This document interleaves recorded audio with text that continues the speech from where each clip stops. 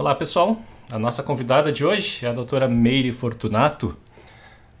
A Meire é bacharel e mestre em matemática pela Unicamp, doutora em matemática pela Universidade da Califórnia, Berkeley, e atualmente é pesquisadora no Google DeepMind. Recentemente foi coorganizadora do QIPU, o Encontro Latino-Americano em Inteligência Artificial, que ocorreu aqui perto, em Montevidéu, no final de 2019. Meire, muito obrigado por doar o seu tempo para conversar conosco hoje.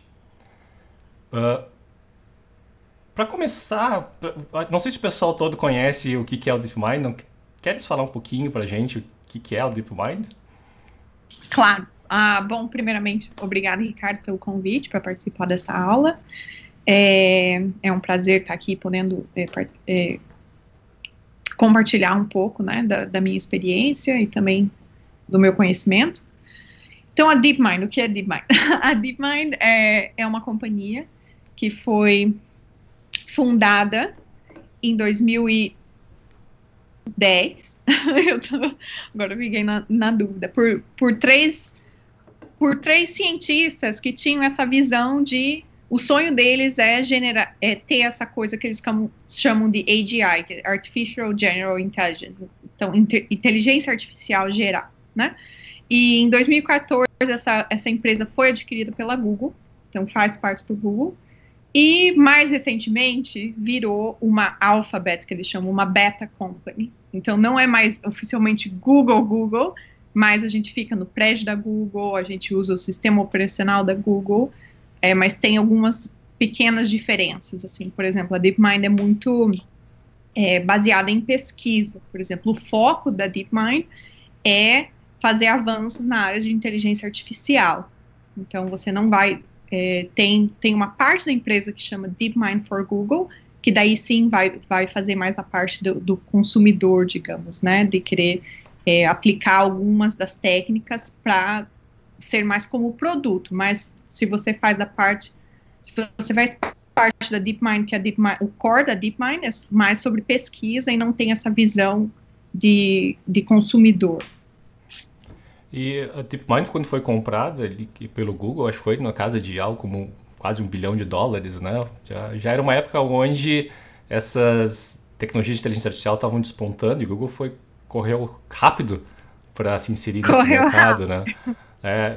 Eu lembro quando ela foi comprada que foi muito semelhante, né, a quando o Facebook comprou o Instagram, por exemplo, que pagou também $1 bilhão. Então, isso é muito caro, é um absurdo, né? Mas que em retrospectiva a gente vê, poxa vida, que outras empresas deviam ter corrido atrás que nem o Google. E hoje é uma das empresas talvez mais conceituadas, né, nessa área de inteligência artificial. Mas, Sim. mas para a gente falar de inteligência artificial, Mary, tem gente, tem gente que talvez não esteja totalmente inteirado sobre essa área de inteligência artificial, e existem milhões de definições, né? O que para ti é inteligência artificial? É difícil, né? Eu até fiz umas anotações aqui, porque eu pensei que essa pergunta talvez fosse entrar. Eu acho que de uma maneira bem leve, assim, você pode dizer que inteligência artificial é você tentar fazer um programa, um computador que seja, a fazer uma coisa, resolver uma tarefa que tradicionalmente vai requerer inteligência humana. Mas aí o problema é que você pode entrar num loop, né? Você pode pensar assim, mas o que é inteligência humana, né? Isso também não é uma coisa fácil de você definir. Então, eu acho que talvez seja a capacidade de resolver problemas, de encontrar ideias criativas, fazer descobertas científicas, coisas nesse sentido. Se você conseguir ter um programa que consegue fazer essas coisas, eu chamaria de inteligência artificial, né? Artificial vem do fato que vai ser um programa, um computador. Mas tem algumas definições que são mais precisas, né? Por exemplo, assim, na DeepMind, muitas das pessoas usam uma definição que foi feita um dos fundadores, o nome dele é Shane Legg, e durante o doutorado dele, ele tentou definir o que seria inteligência artificial. Então, ele fez, tipo, um conjunto de várias definições e ele colocou uma frase, assim, que a gente vê muito em todas as palestras internas, não sei o quê, que primeiro eu vou falar em inglês, que é the ability to achieve goals in a wide range of environments. Então, você quer ter um agente que tenha essa capacidade de alcançar objetivos numa ampla gama de ambientes. E aí, essa definição, ela tem dois focos, né? Essa parte que a gente chama de task-specific skills, or achieving goals, or alcançar objetivos, né? Então, você precisa ter essa habilidade de alcançar esses objetivos, de resolver algumas tasks. Aí eu queria me desculpar. Palestras também, né? Da coisa do português e do inglês, foi muitos anos que eu tô fora do Brasil, e também tudo que eu aprendi de inteligência artificial sempre foi em inglês. A minha formação, enquanto estava no Brasil, eu fazia matemática, como o Ricardo falou na introdução, então todos os termos eu não sei. Eu fiz uma colinha aqui para tentar fazer um mapeamento, mas muita coisa eu vou falar em inglês, eu vou falar errado. Não é problema. Então já... Mas aí também tem o ponto, só para concluir, que é a coisa de você focar também na generalização e na adaptação, né? Então, você quer que o agente tenha uma boa performance em uma ampla gama de ambientes e, principalmente, que ele consiga adaptar, né? Dado um ambiente novo, quão rápido ele consegue se adaptar às condições imprevistas, né? Que estavam não sabidas para esse agente, por exemplo, unknown to the agent. Eu acho que mais ou menos isso, assim, sabe? E só para fazer uma diferença, assim, um ponto-chave em AI é que você vai sair dessa coisa que é chamado handcrafted rules, right? Você não quer escrever as regras a princípio, definindo todos esses cenários e dizendo ao seu programa como ele vai se comportar dado certas circunstâncias. E por que você não quer isso? Porque se tiver uma circunstância nova, seu programa não vai saber. Então, a inteligência artificial, a ideia-chave, eu acho que é essa coisa de treinar o programa para resolver essa tarefa e treinar usando dados, claro, né? E para que esse agente possa explorar e melhorar o que você propôs ali, né? Por conta própria, digamos. Isso vai bem em direção, por exemplo, a grande novidade, por exemplo, de redes neurais convolucionais que aprenderam a extrair atributos das imagens de forma automática, em vez de ter um carinha lá dizendo, não, olha para esses pixels que é aqui que está o que importa, né? É nesse sentido Exato. Que tu disse, de aprender as regras sozinho?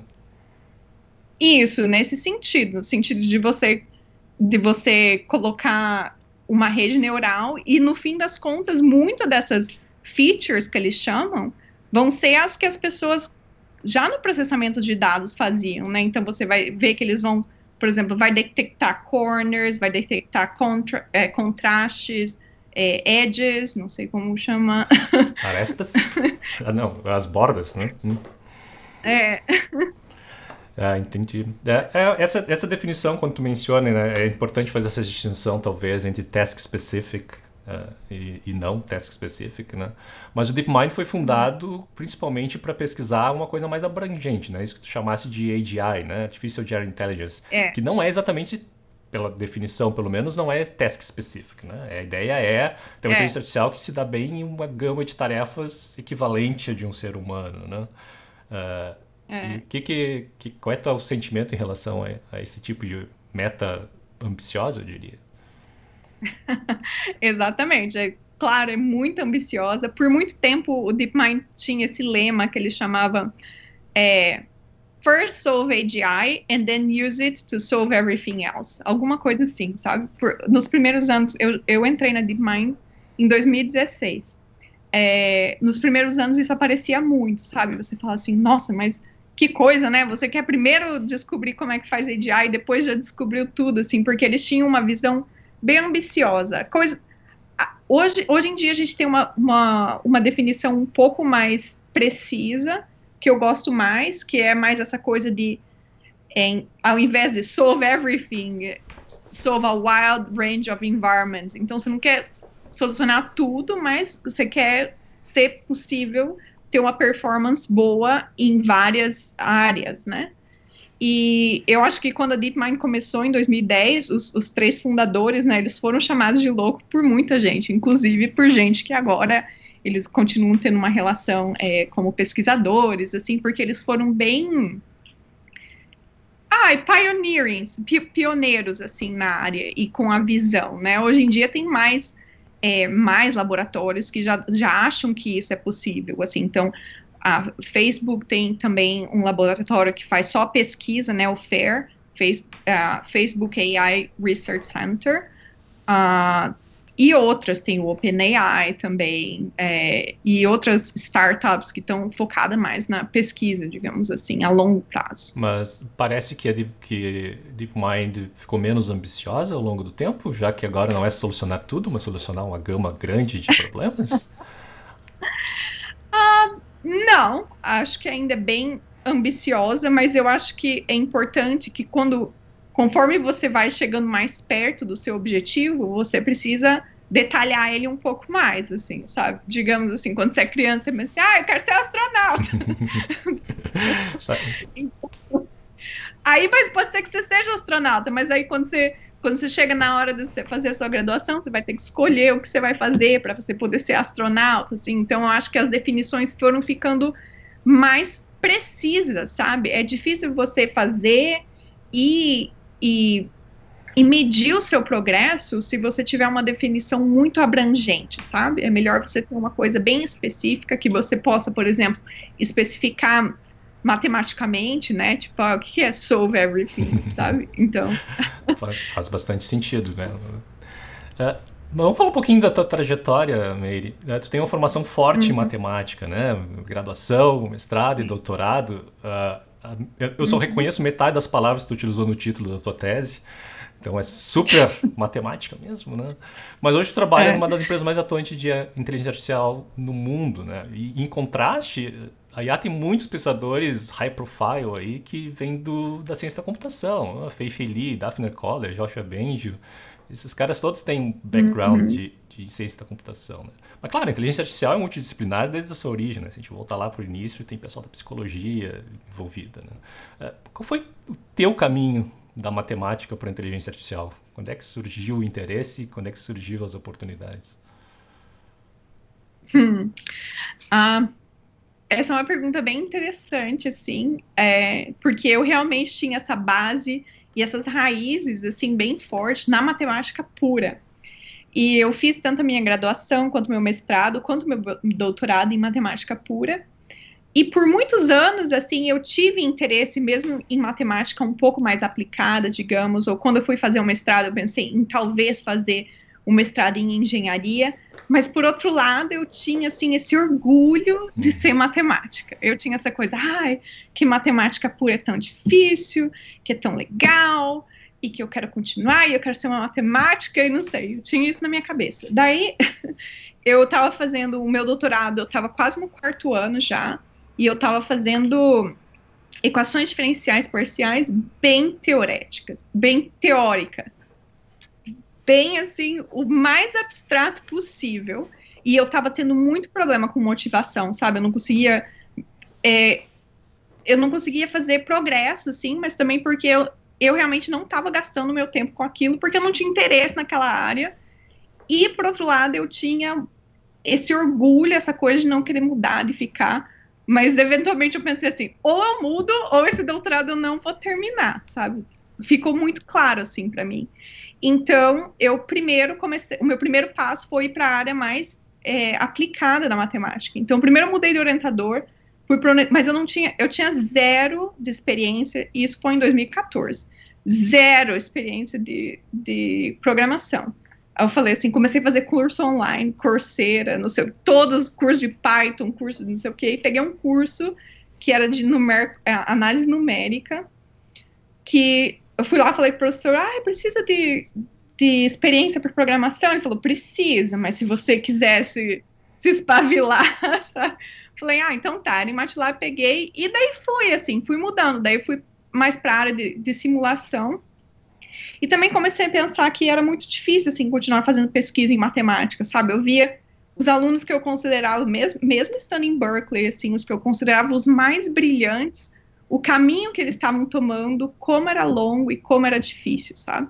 Tipo, eles iam fazer 2, 3 pós-docs antes de ter uma posição de professor, geralmente numa cidade, assim, bem pequenininha, no meio dos Estados Unidos, os lugares que eu não queria morar, eu ficava pensando, ai, gente, não quero isso para mim. E daí eu comecei a pensar em mudar de área. Então, primeiro eu comecei a fazer 500 matérias em todos os departamentos. Engenharia, ciência da computação, eu fiz coisas na área de graphics, por exemplo, daí fiz na área de mecânica de fluidos, e fui fazendo umas matérias assim, e eu também conheci um pessoal que estava fazendo inteligência artificial, e eles começaram a me passar artigo, lê isso, lê aquilo, então foi mais ou menos fui fazendo tipo um shopping, assim, para a carreira que eu queria seguir.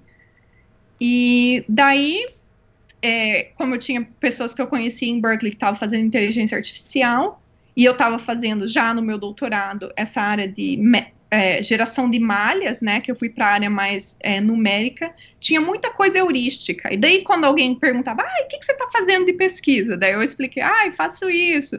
E daí, para corrigir as arestas que estão erradas, a gente usa essa heurística. E daí, essa pessoa que é o Oriol Vinhals começou a falar, você devia fazer isso com machine learning, você devia fazer isso com machine learning, e ficou... Aí até que um dia eu falei, então vamos fazer. E daí a gente, claro, eu não consegui fazer exatamente no problema que eu estava fazendo, porque seria muito trabalho, gerar os dados, tudo sozinha, assim. Então a gente foi reduzindo o problema para uma coisa mais fácil, mais tangível, que era, por exemplo, achar o convex hole, o fecho convexo, não sei. Eu também não sei a tradução. Achar o convex hole de um conjunto de pontos, ou tentar achar uma triangulação de Delaunay para um conjunto de pontos, alguns problemas matemáticos assim, usando machine learning. Nossa, minha resposta está ficando longa. Então, isso deu origem a um artigo, que foi o Pointer Networks, né, que foi o meu primeiro paper na área de machine learning, que é basicamente usar machine learning para resolver esses problemas geométricos, e o engraçado foi que a gente escolheu esses problemas por causa do que eu estava fazendo, assim, na minha tese, assim. Então, essa é a coisa legal que entra na multidisciplinaridade da área de machine learning, assim, né? E aí eu tive esse paper, e por causa desse artigo, eu fui convidada na DeepMind para dar uma palestra sobre esse artigo, era 2015. E daí eu fui, e meio de sopetão, assim, uns 3 dias antes, eles perguntaram, você não quer fazer uma entrevista? Aí eu pensei, sim, vamos fazer, né? Aí eu fiz, e eles já me deram uma oferta de emprego mesmo antes de eu terminar o meu doutorado. Ainda faltava quase 1 ano e meio, digamos, para eu terminar meu doutorado. Então foi muito bom, assim, porque quando eu terminei o doutorado, eu não fiz a coisa de entrar no mercado de trabalho, aplicar para 500 empresas, assim, que muita gente tem muito estresse, né, nessa área, assim, quando você está tanto mestrado, doutorado, você vai procurar emprego, você aplica para vários lugares, você se prepara um monte, assim. Então, por um lado, foi até bom, que eu não precisei usar, assim, toda essa energia para preparação, e como estava bem alinhado, assim, no tipo de coisa que eu queria uma carreira mais voltada à pesquisa, só que com esse pé na indústria, sabe? Eu estava cansada, assim, da coisa puramente acadêmica da matemática, assim, porque eu era muito solitária na matemática. Tudo eu fazia sozinha. A minha tese, assim, eu me encontrava com o meu orientador muito raramente, assim, uma vez cada 3, 4 meses, e a maioria da conversa era mais social, sabe? Eu era tinha que fazer as coisas sozinha. E em machine learning, o que eu percebi é que tem muita oportunidade de colaboração, sabe? É mais fácil, assim, parece que a barreira de entrada é um pouco menor, então você consegue explicar o teu problema para a pessoa de maneira fácil, a pessoa consegue te dar um feedback que vai ser útil de maneira fácil. Então, ou você vai numa palestra, você entende as coisas, sabe? Matemática, assim, 90% das palestras eu entrava, saía, não tinha aprendido nada, assim.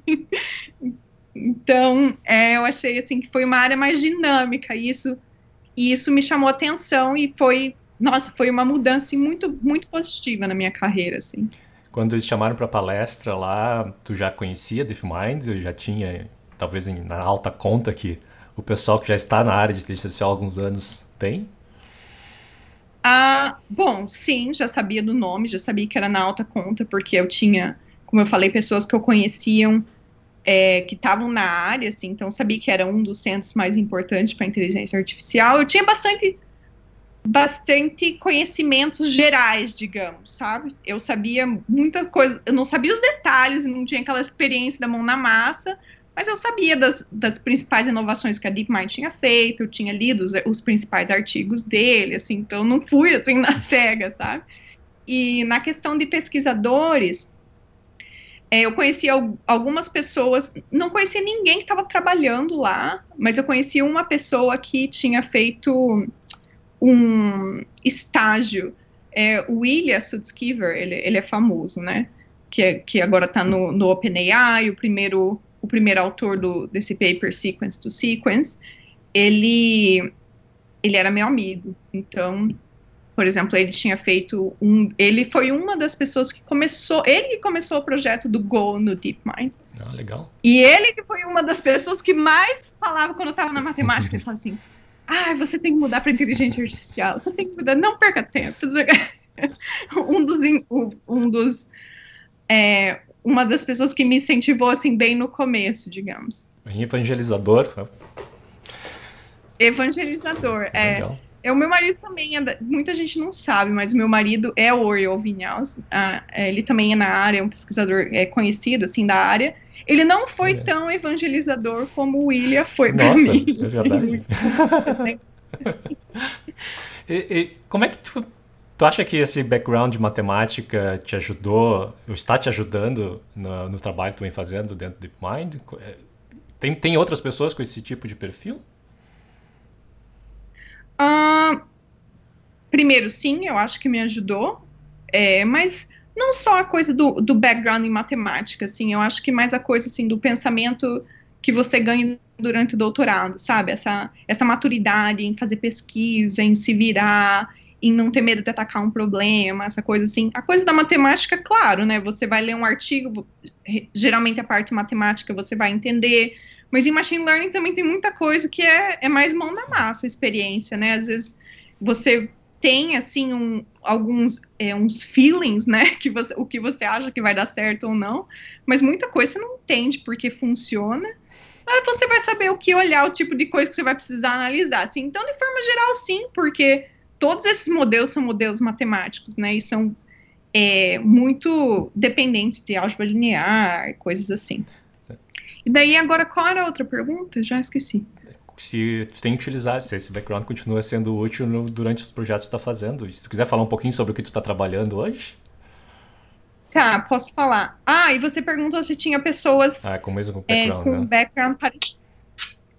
Sim, tem muita gente, assim, sabe? Isso que foi uma coisa também que eu achei bem legal da DeepMind, é que tinha muita gente que vinha, por exemplo, da matemática, ou da física, ou da química. Como eles tinham essa ideia de solve everything, eles queriam ter na casa também um pouco de expertise em cada assunto, sabe? Sempre uma coisa que você saiba um pouco mais, além de machine learning, né? Porque eles sempre têm esse olhar muito com visão nas ciências, principalmente, assim. Então, tem muita gente que vem da química, da física, da matemática, além da computação científica. Mas, claro, a maioria é aquele estudante que fez graduação, mestrado, doutorado em computer science, e agora, hoje em dia, já voltada para a inteligência artificial, né? No começo, ainda quando eu juntei, a inteligência artificial já era famosa, eu entrei em 2016, mas ainda estava, assim, não era muita gente que já estava preparado, né? Já estava no final do doutorado. Eu tinha começado meu doutorado em 2010. Então, assim, e se é relevante, nossa, muito. Agora, recentemente, por muitos anos, quando eu entrei na DeepMind, primeiro, eu fiz um trabalho mais na área, assim, de aprendizado supervisionado, olhando em Bayesian Neural Networks, e uma coisa, assim, bem matemática, bem mais, padrão. Mas daí, claro, eu estava na DeepMind, todo mundo faz reinforcement learning, né? Aprendizado de Aprendizado reforço, por que chamam, reforço. né? Uhum. E eu nunca tinha feito nada nessa área. É uma área que eu, pelo menos, eu era muito intimidada, assim, né? Porque o código, as coisas, é uma coisa bem complicada, assim, né? Porque geralmente você vai falar de código distribuído e coisas assim, e coisas que eu nunca tinha feito. Então, eu fiquei por 2 anos, acho, fazendo bastante trabalho em reinforcement learning, mais focado na hora de memória. Então, por exemplo, você pode ter primeiro na área de exploration, de exploração, e depois na área de memória, como trazer memória para um agente, como fazer que ele tenha esse memória a longo prazo, né? Eu quero explorar um pouquinho isso aí, mas para o pessoal que talvez não saiba o que é aprendizado por reforço, queres falar um pouquinho qual é a diferença desse tipo de aprendizado? Sim, posso falar. Aprendizado por reforço, por exemplo, o aprendizado supervisionado é o mais padrão, que geralmente você tem vários dados, que são esses pares input and output, que você vai tentar achar uma função que vai fazer o fitting desses dados, né, o modelamento desses dados, e você vai otimizar essa função através de uma função de perda, loss function, Sim. que você vai otimizar, geralmente por gradient descent, não sei como falar. Descida de gradiente, mas é ok usar os termos em inglês, não tem problema. Vou usando os termos em inglês para algumas coisinhas. E você faz assim. Agora, a primeira diferença em aprendizado por reforço é que você não tem esses dados a princípio. Mas como é que você vai aprender, né? Você tem esse agente que pode agir no mundo, digamos. Então, você pode pensar o agente, digamos, um robozinho, né? O robozinho está lá no mundo e ele pode executar ações, e essas ações que esse agente executa, elas podem dar uma coisa que eles chamam de reward. Como eu posso traduzir um reward? Recompensa. Uma recompensa, exato. Então, o agente, o que ele faz? Ele pode executar ações, e daí o mundo retorna para ele observações. Então, como essas ações, qual a diferença que fez no mundo, e geralmente você tem a noção de uma recompensa, a reward function, que você vai tentar otimizar. Então, ao invés de ter essa função de perda que você usa, digamos, quando você tem os dados, quão perto do dado do output você chegou, no reinforcement learning, você tenta otimizar suas ações para optimizar essa recompensa que é dada. Mas é dada assim, você precisa definir, né? Uma das coisas mais difíceis em aprendizado por reforço é justamente você definir qual seria essa recompensa. Então, assim, muitos dos estudos começaram na área de videogames, que é uma das áreas que a DeepMind também ficou famosa, né? O primeiro paper que foi o DQN, que era um algoritmo para aprendizado de reforço, que jogava todos os videogames que tem nessa plataforma que é chamada Atari. Você tá me ouvindo, Sim. Ricardo? Você tá travando para mim. Tá perfeito aqui, sem problemas. Então tá. Então, assim, na área de videogames fica fácil você formular o problema, porque geralmente você tem os pontos no videogame, né? E quando não tem os pontos, tem a noção de vida. Tipo, o teu bonequinho lá que joga, no final, ele ou sobrevive, termina a fase, digamos, né? Ou você passa de fase ou você morre, mesmo que não tenha pontos, assim. Então, é uma área que tem ajudado muito a desenvolver algoritmos. Mas, por exemplo, quando você entra em robótica, que é outra área que o aprendizado de reforço é muito usado, aí fica mais complicado de fazer a função de recompensa, né? Digamos que você queira um robô que vai colocar chá para você, né? Como eu tô na Inglaterra. É essencial. Porca, assim. Então, assim, você pode associar, você vai dar uma pontuação, mas e se derrubar um pouco de chá em você, qual que é a pontuação que ganhou? Ou será que você vai, e tipo, se colocar só 10% do que você quer? Então, assim, as coisas ficam mais complicadas, sabe? Eu acho que foi o Sergey Levine que falou que o reinforcement learning é o futuro da inteligência artificial, em parte porque é a forma natural de interagir, ou treinar agentes que trabalham para nós, né? Eu acho que, por exemplo, eu tenho o Roomba, né, aquele aspirador robô aqui, eu acho que tá, as ações delas estão subindo muito com a pandemia. Todo mundo quer um aspirador robô, mas ele é bastante. Eu tenho a versão burra dele, né? E quando ele aspira algo que ele não deve, eu xingo ele muito. Só que ele não aprende nada com esses xingamentos, né? Mas idealmente seria ótimo se eu pudesse treinar ele somente indicando, fizesse um bom trabalho ou um mau trabalho, né?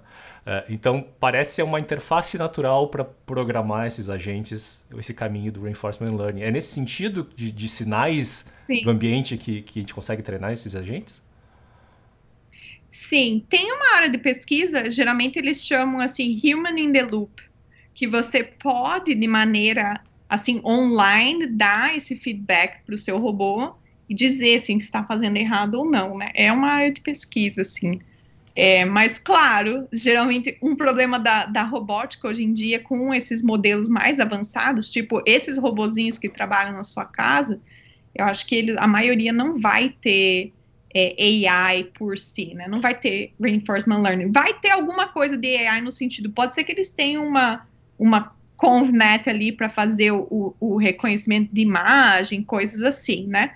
Mas assim, de ganhar o reward e ir adaptando o conhecimento, a gente ainda não chegou lá, sabe? Não tem ninguém que está oferecendo ainda para o público isso.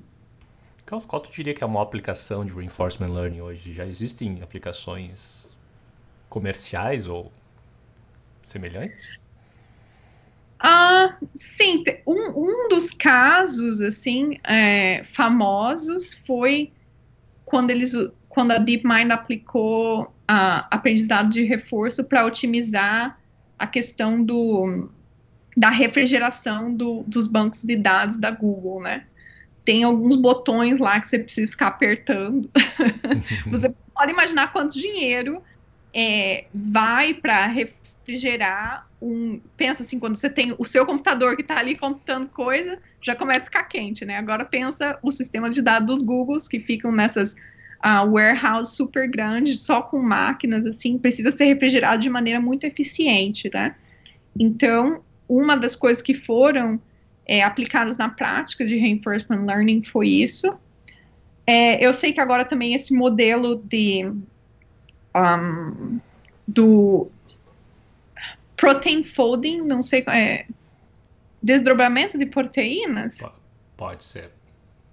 ou uma coisa assim, que a DeepMind fez, que é na área de química também, traz muitas coisas da parte de aprendizado de reforço. E daí, claro, o AlphaGo, né, o programa que joga Go, que bateu o campeão mundial Licedol. em Go, o Licedol. Lee Sedol.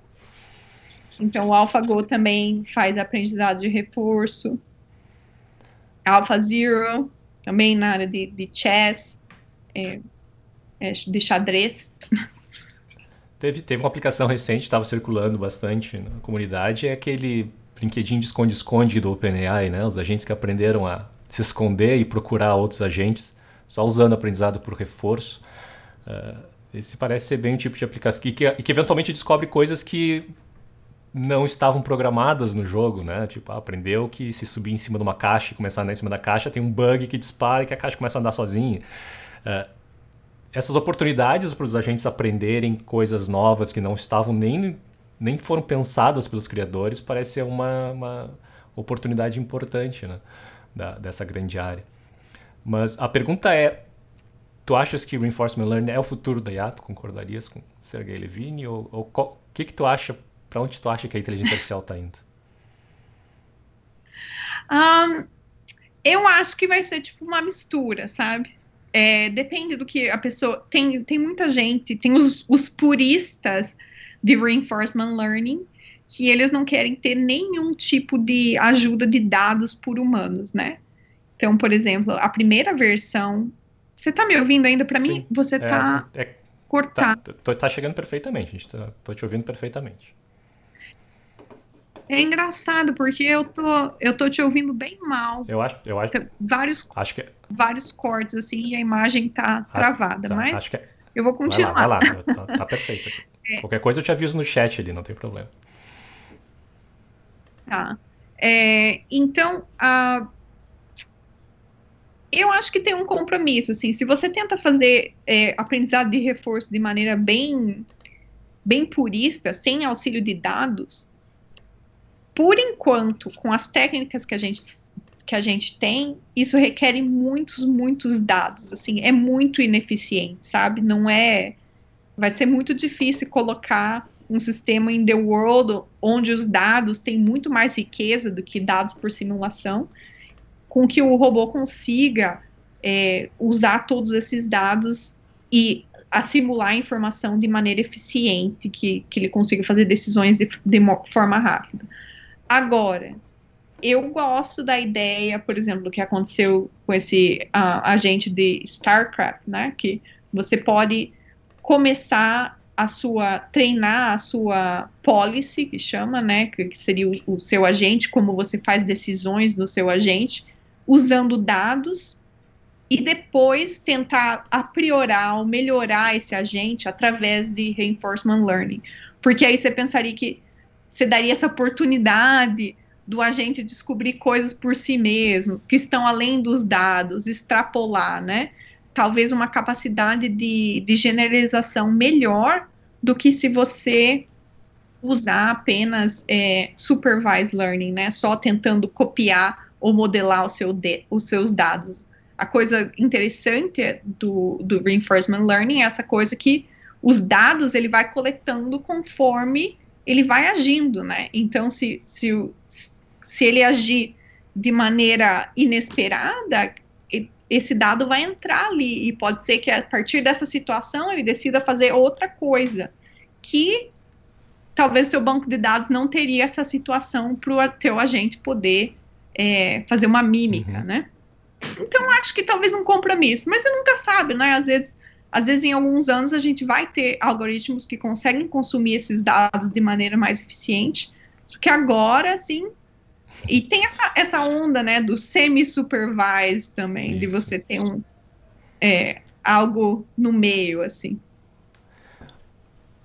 Para o pessoal que está começando a fazer pesquisa nessas áreas de inteligência artificial, tu recomendas alguma que seja áreas interessantes, onde elas que merecem atenção de jovens pesquisadores?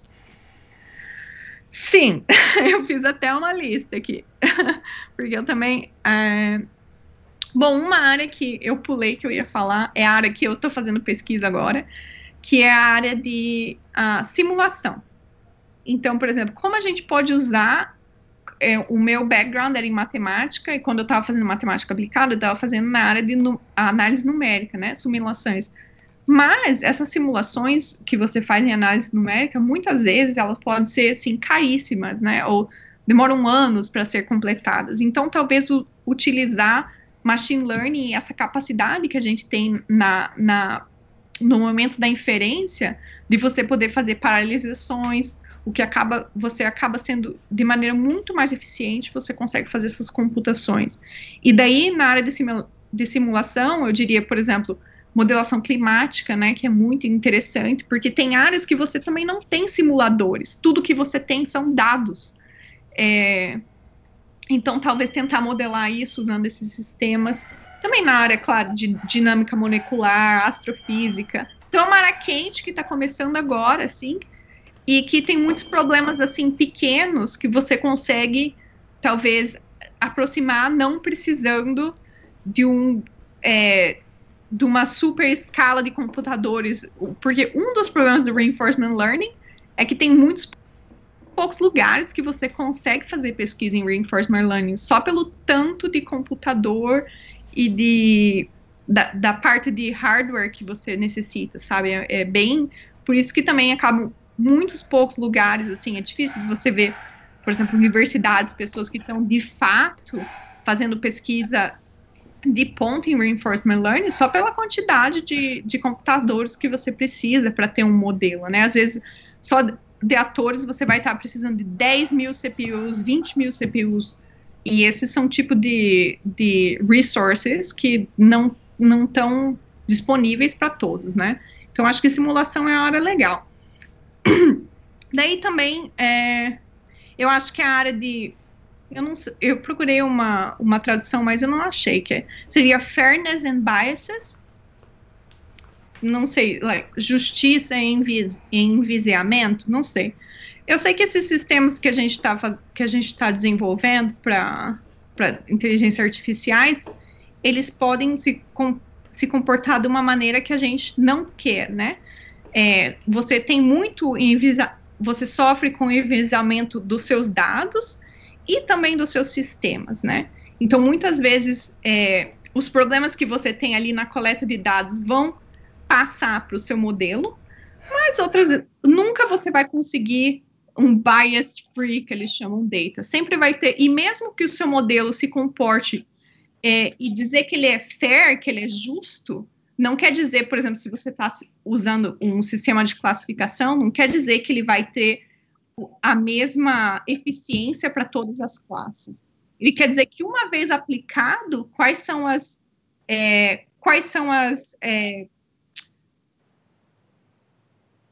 os resultados dessas aplicações, entendeu? Então, fugir um pouco só do lado matemático, mas entrar um pouco com a questão social, mais a coisa do modelamento, assim, sabe? Tem muita gente fazendo, principalmente no Google Brain, tem uma pesquisadora chamada Timmy Gebru, ela faz muita pesquisa muito interessante nessa área. Aí também, meta-learning, né, o meta-aprendizado, que se chama few-shot learning, toda essa área, assim, de sample efficiency, então, eficiência de dados, né? Como você faz para aprender através de poucos exemplos, não precisar de muito dado, poder adaptar os seus conhecimentos de maneira rápida, né? E outra que eu acho bem interessante, mas essa eu nunca trabalhei, mas eu sempre tô com um olhinho ali, ó, porque eu acho legal. E é nova e tá quente, digamos, que é a Program Synthesis, né? Que é a síntese de programa. Então, dado uma especificação, você tenta gerar um programa que faça isso.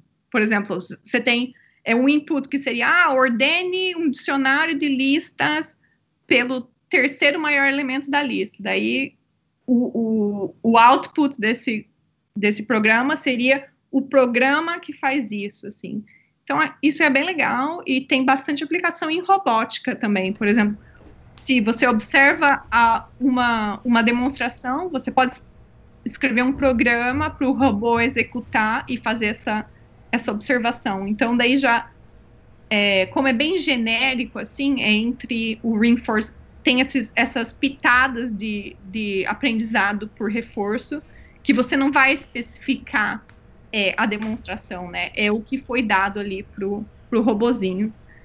E, finalmente, na área de causalidade, eu acho também interessante, e você pode fazer, assim, com pouco, se você não tem acesso a muitos recursos, né, a muitos computadores, essa área o estudo entre causa e efeito, tem muita gente fazendo um trabalho bem interessante na área de aprendizado não supervisionado ou semi-supervisionado, como que você pode usar essa causalidade para ter boas representações, por exemplo, num sistema de visão, coisas assim. Então, eu acho isso bem legal. Legal. Acho que tem bastante áreas interessantes, realmente. Obrigado por ter compartilhado a tua visão sobre isso.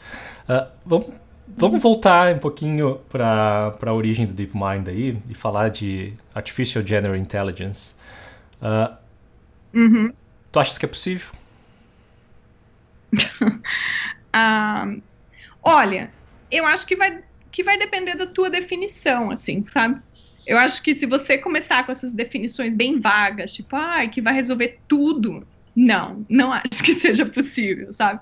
Mas se você começar a fazer uma definição mais matemática, tipo essa que eu falei no começo, um agente que tem a capacidade de resolver uma ampla gama de problemas, o mesmo agente, né? Você não quer ter um modelo para cada coisa, você quer ter aquela coisa tipo um humano, a gente mesmo, né? Que anda por aí, a gente consegue resolver vários problemas diferentes? Eu acho que sim, acho que é possível, assim, sabe? Eu acho que as indicações são boas. Muito recentemente eu li bastante sobre, claro, tem esse modelo que a OpenAI soltou recentemente, que é o GPT-3, né, que é treinado apenas para fazer, que é chamado Language Modeling, que é basicamente o sistema lê vários textos e sempre tenta apenas não, como que fala predict? Predizer, obrigada, que você tenta predizer a próxima palavra. Essa é a tarefa que esse modelo faz, e no fim das contas, esse agente é capaz de, através de poucos exemplos, ele consegue fazer várias coisas, consegue fazer aritmética, consegue fazer alguns programas, algumas coisas de analogia. Então tem muita gente que está se perguntando, isso seria AGI, seria o GPT-3 a primeira indicação de AGI, né? Tem gente que acha que sim, tem gente que acha que não. Eu acho que ainda não, mas é uma demonstração de que como às vezes, assim, modelos que você tem apenas usando o que a gente já tem, porque esse modelo não tem nada na área de pesquisa, né? O que eles fizeram? Eles fizeram um modelo enorme, tem 175 bilhões de parâmetros, tá? Isso são mais neurônios do que a gente tem no nosso cérebro. Isso é mais de 100 vezes maior do que o GPT-2, que é a versão anterior, que já era impressionante. Então, assim, o que foi... E os dados, né? Eles usaram 600 milhões de domínios da internet. Então, isso inclui tudo. BBC, New York Times. Aí eles colocaram toda a Wikipedia, vários livros históricos, né, todos os relevantes, assim. Então pensa quantos dados consumiu. Isso foi, assim, na parte de software engineering, nossa, é mind-blowing, sabe? Então, acho que, assim, também na área para fazer pesquisa, digamos, que você perguntou antes, eu acho uma coisa muito interessante é você encontrar, às vezes, um problema, uma aplicação interessante e você gastar a tua energia nessa área de você fazer o seu modelo funcionar bem, né? Então, tuning the parameters, ou de você talvez fazer um esforço ali na parte da engenharia para você conseguir fazer uma coisa, fazer um sistema distribuído bem feito, que você consiga sincronização de dados bem feitos, coisas assim, sabe? Às vezes você gastar mais tempo nisso vai te dar um resultado muito interessante na área aplicada, que acaba sendo o que as pessoas querem, né? As pessoas querem o que é útil. Então, assim, eu não sei se o GPT-3 é AGI, mas eu sei que ele é útil. E eles vão colocar para venda, né? Vão começar a comercializar, eles anunciaram, e muita gente vai querer comprar. Muitas empresas vão querer comprar, porque é uma coisa útil. Eu acho que recentemente eu vi uma entrevista com o Frank Chen, que é um parceiro da Andreessen Horowitz, uma empresa de venture capital influente, né? E ele estava comentando como ele, na opinião dele, GPT-3 é o primeiro grande passo em direção à AGI, a primeira grande aplicação que tem características de AGI, ainda que não seja a AGI, que a gente não vai considerar. Talvez a gente nem saiba quando a gente gerar uma AGI de verdade, né? Exato. Mas já que a gente está falando do GPT-3, conseguisse acesso à API deles? Tentasse ter acesso? Não pedi, eu devia pedir, né? Já que o William é meu amigo. William, se você estiver ouvindo, manda aí. Não. Eu sei de um pessoal que pediu e que teve acesso, assim.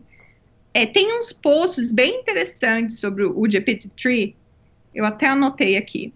Tem um sobre analogias, que é de uma pesquisadora chamada Melanie Mitchell, que é muito interessante, sabe? Que ela está vendo, assim, quais são a capacidade desse sistema de fazer analogias de letras, por exemplo. Porque nós, como humanos, a parte de analogia, tem o pessoal que está mais na área de psicologia, de neurociência, que eu tenho muito contato, na DeepMind, que eles falam que uma das coisas mais únicas do humano é a coisa de analogia, né? É o zero shot learning. Você, tipo assim, se eu falo para você ABC está para ABD, assim como MNO está para, você vai pensar um segundinho, é a primeira vez que te perguntei, você vai responder, sabe? Você vai falar MNP, porque a primeira ABC, ABD. Então, do C foi para o D. Se você souber o alfabeto, então, seu conhecimento prévio é o alfabeto, você responde essa questão. Então, ela estava, tipo, probing o GPT-3 nessa área de analogias, e é bem interessante, assim.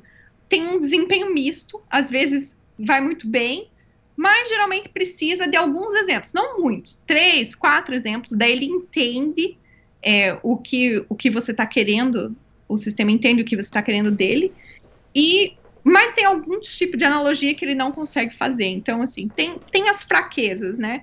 Até quando o OpenAI fez o blog post, eles até falam de outras fraquezas. Por exemplo, esse sistema é um sistema que não tem memória, né? Tipo, a minha área de pesquisa no começo foi muito em memória. É muito difícil fazer sistema com memória, porque requer muito do seu hardware. A sua parte da memória, assim, tipo, o seu modelo não vai caber, porque a memória ocupa muito espaço. E você geralmente quer a memória ali no learner, né? Quando você está fazendo reinforcement learning. Então, na GPU, no seu processador, você quer que a memória cabe ali. Então, para o GPT-3, ele não consegue lembrar nada fora da janela de contexto, que são 1000 palavras. Então, do jeito que o sistema é agora, ele não pode, por exemplo, escrever um livro muito longo que seja coerente, sabe? Porque ele não vai lembrar do começo da história, ou sintetizar um livro muito longo. E também já na área de few shot learning, a não ser que você consiga descrever a sua tarefa de maneira sucinta, digamos, menos de 500 ou 1000 palavras, se a tarefa requerer mais, por exemplo, se você quer que essa coisa te produza programas, né? Então, você vai dar alguns códigos, alguns exemplos. Se isso for muito longo, o sistema não vai ser capaz de sintetizar de maneira eficiente, né? Conseguir, claro, se você apresentar muitos dados da mesma maneira que ele foi treinado, daí, eventualmente, esse conhecimento acaba ficando nos parâmetros da sua rede neural. Mas se você está falando de few shot learning, que você vai pegar um step do gradient descent bem pequeno ali, você precisa ter algum tipo de memória, né?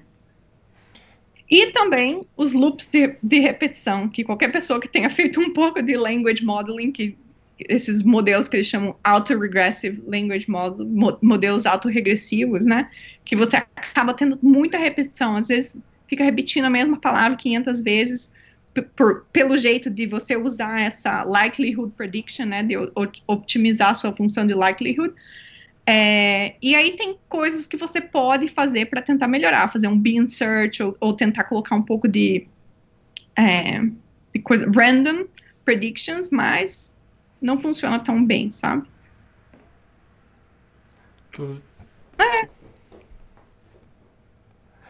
Estava falando sobre memória, né? Tu continuas trabalhando nessa área de memória para Reinforcement Learning?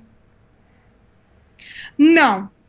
Como eu falei, eu troquei recentemente esse ano, na verdade. Eu resolvi... Fazia tempo que eu estava pensando que eu queria voltar um pouco a fazer um pouco mais de supervised learning na área de simulação, sair um pouco de agente, sabe?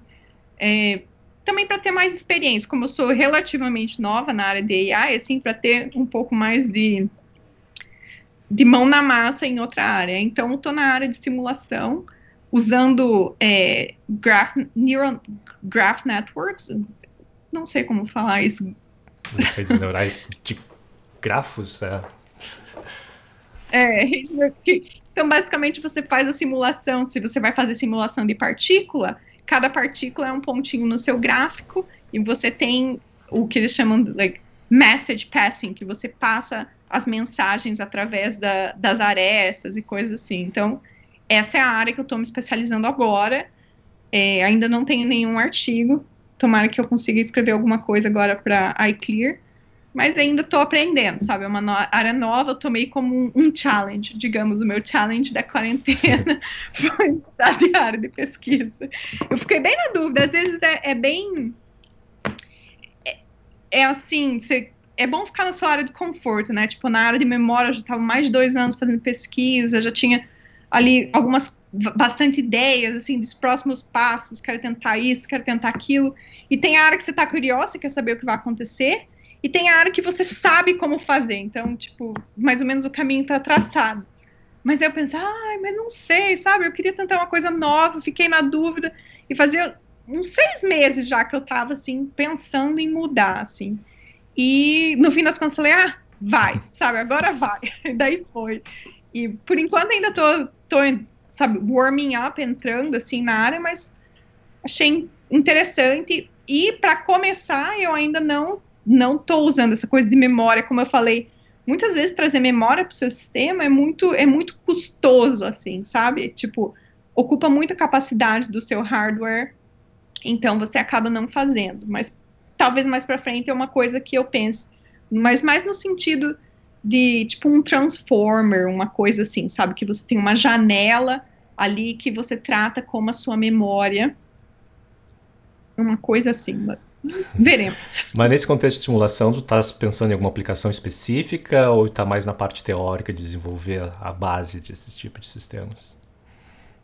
Não, tem aplicações específicas, assim, eu estou dando continuidade num trabalho que fez bastante coisa na área de fluidos, então você tenta modelar o comportamento de fluidos, por exemplo, você joga água, assim, aí você coloca uns obstáculos, como que se comporta isso, e daí agora a gente está trazendo um pouco mais para a área de malhas, né, tipo, porque você pode fazer simulation que eles chamam particle based, então baseado nas partículas, onde você faz o traceamento de cada uma das partículas, ou você pode pegar um domínio, discretizar ele através de uma malha e tentar fazer uma coisa mais numérica, né, onde você diz o que acontece ali naquele seu elemento, por exemplo, num triângulo, e para saber o que acontece ali dentro, você faz uma interpolação dos seus dados, uma coisa assim, mais finite element methods, método elementos finitos. Isso, método de elementos finitos.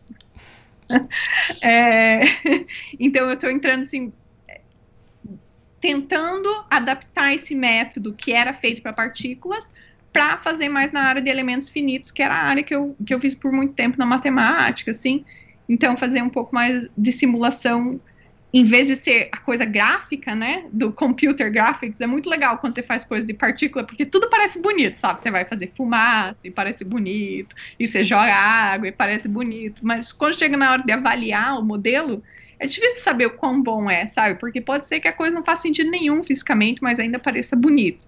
Se você quiser ter essa ênfase na parte gráfica, tudo bem, assim, mas esse pezinho na matemática que tá me puxando de volta, assim, sabe? E tu tem liberdade para escolher teus projetos de pesquisas?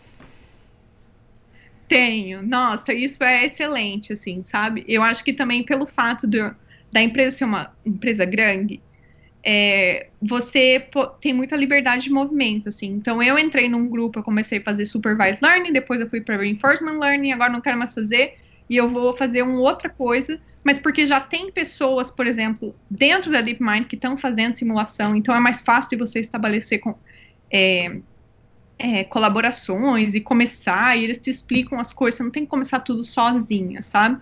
E essa é uma dica, assim, que eu costumo dar para as pessoas e que eu sempre levei, assim, na minha carreira.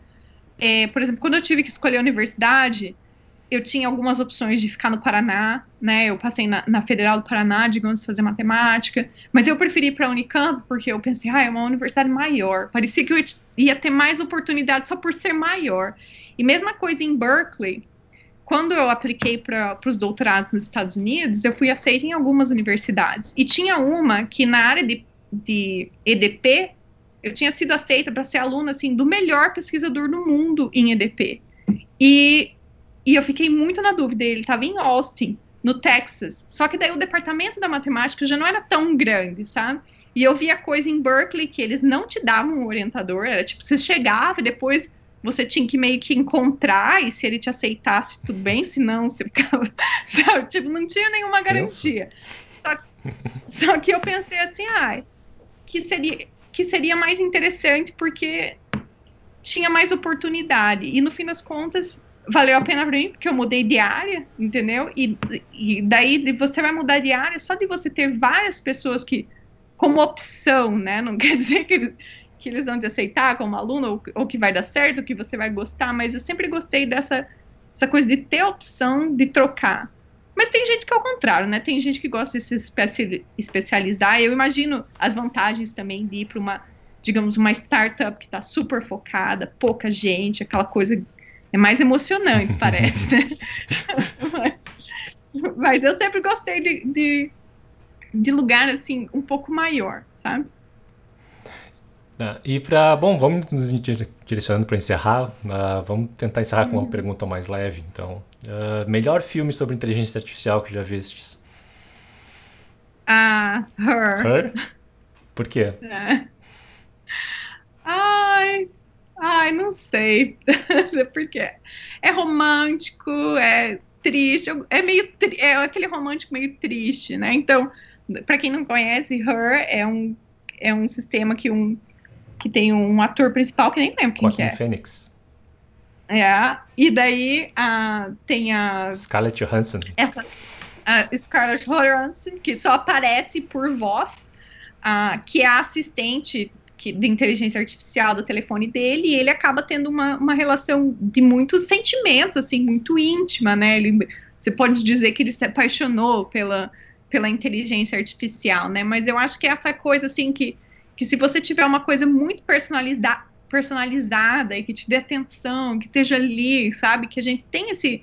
É uma coisa prazerosa, é uma coisa que te faz bem, digamos. Claro que daí você pode entrar na parte psicológica, né? Isso, será que é saudável? Será que eu não sei?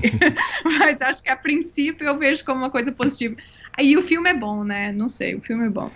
Mas Ex Machina é ok também. Tem gente que fala, muita gente gosta mas não é exatamente de AI, mas é mais futurista, do Matt Damon, que tá no espaço. Não sei. Enfim, não sei. Mas ficou tanto tempo no espaço, em tantos filmes, que é difícil de saber qual é o filme. Exato. E tem o outro que eu achei mais engraçado, que era aquele Transcendence. Transcendence com Johnny Depp. Com Johnny Depp é engraçado que passa em Berkeley, mas aquele eu acho mais... Esse é um filme estranho, mas eu achei interessante também. É.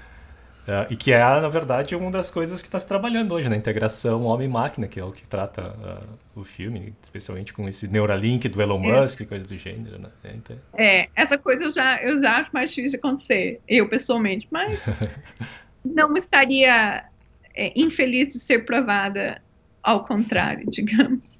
Tá certo. Meire, te agradecer o teu tempo, muito obrigado por ter conversado conosco hoje, foi extremamente interessante. Tens alguma última mensagem para o pessoal? Se alguém quiser entrar em contato comigo, vocês podem pedir os meus dados para o Ricardo. Ele pode passar, está atualizado, Ricardo. Certo. Se tiver alguma pergunta. Se tiver alguma pergunta mais específica sobre o meu trabalho, sobre minha trajetória, alguma coisa mais em especial, se sintam livres de contactar. Certo, então. Muito obrigado, Meire, novamente. E obrigado, pessoal, que estava participando do outro lado aí. Até a próxima. Até. Tchau, tchau.